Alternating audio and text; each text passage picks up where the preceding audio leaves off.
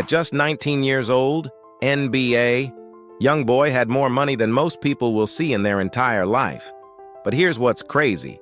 While everyone expected him to blow it on cars, chains, and chaos, he was quietly buying land, mansions, entire compounds, and not just anywhere, places designed for privacy, control, and power. Because this isn't just a story about money, it's about what happens when a teenager becomes a multimillionaire before he fully understands the world. Does he lose control, or does he try to control everything around him? Today, we're stepping inside every property he owns, from Baton Rouge to multi-million-dollar estates in Utah. And trust me, by the end of this video, you won't see him the same way again. Let's break it down. And then, at one of the most restricted points in his life, he made his biggest move yet. NBA. Young boy purchased an 8,800 square foot estate in the Olympus Cove neighborhood of Mill Creek, Utah. He paid approximately $4.2 million on this property initially. That's right, $4.2 million cash for 1.46 acres of pure luxury in one of Utah's most exclusive neighborhoods. But here's the real question. Why was this place so expensive? Olympus Cove isn't just any neighborhood. It's one of the most exclusive areas in Utah. This is where successful business owners live, tech CEOs, professional athletes, families who've had money for generations. The average home price here sits around $2.8 million.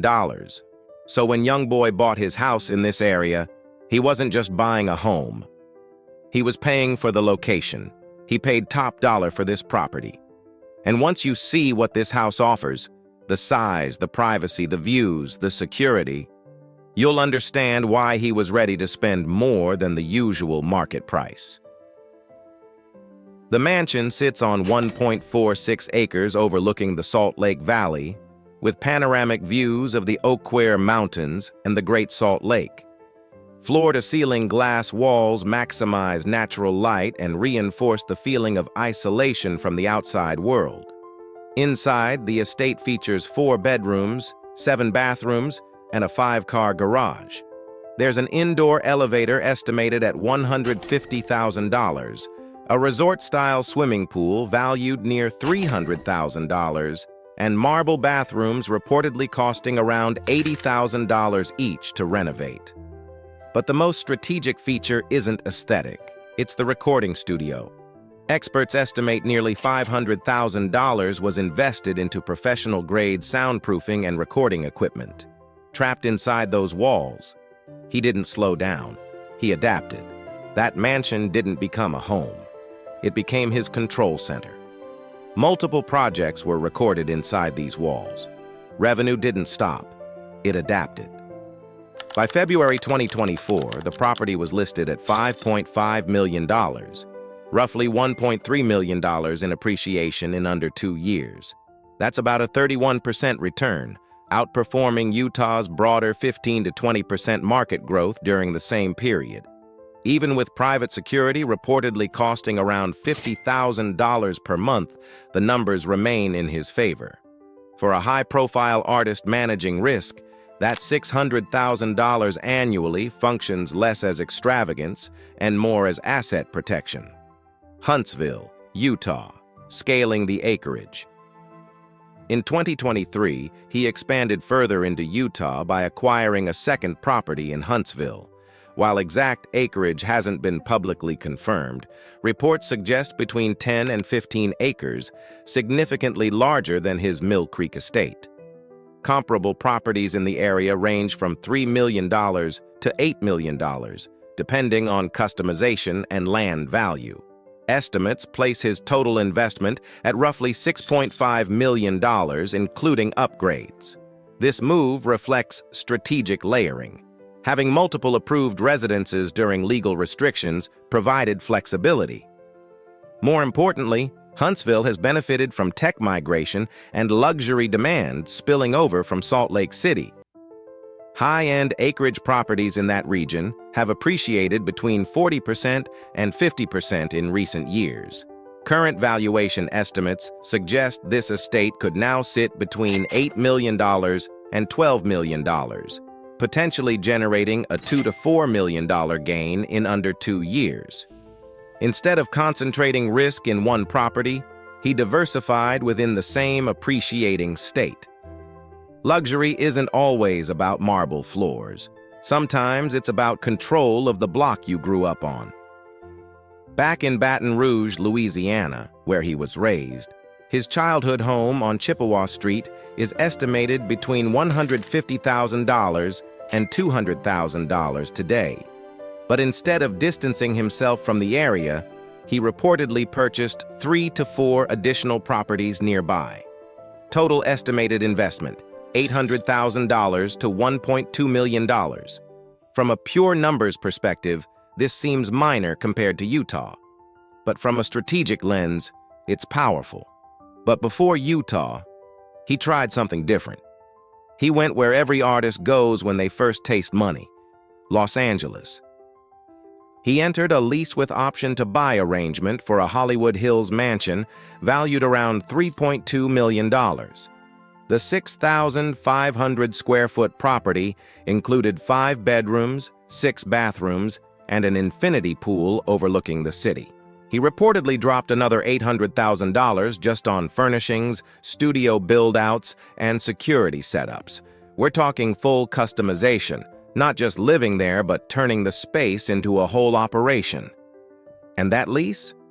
Yeah, it was sitting around $35,000 a month. By the time he stepped away, he had burned through roughly $420,000 in rent and related costs. Now financially, not the best move. But strategically, that move low-key changed everything, because here's the reality. LA gives you clout, but it comes at a price. Higher acquisition costs, way more people in your space, and honestly, privacy is almost non-existent. At this point, similar estates in Los Angeles are pushing $5.8 million plus easy. So instead of chasing the spotlight, he pivoted. And that's where Utah comes in. More land, lower buy-in, way more privacy. That wasn't just a relocation. That was a power move.